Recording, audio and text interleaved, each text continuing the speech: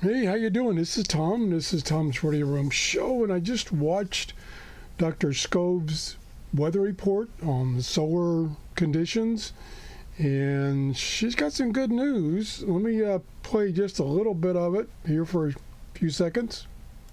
By about the weekend. Switching to your solar flare and particle radiation storm outlook over the coming week, everything is still in the green when it comes to solar flares, and this should make you GPS users very happy. Now, we do have multiple bright spots on the Earth-facing disk right now, but none of them are strong enough to be considered sunspots, so the sun is still considered to be spotless right now.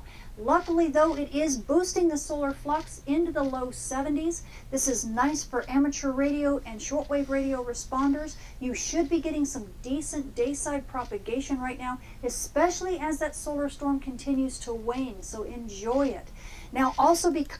So she goes on to say this is going to last for about a week, maybe two. And I got my letter from NOAA on the solar condition, and it says as of 4 a.m. the solar flux number is 73. I haven't seen a 73 in almost a year.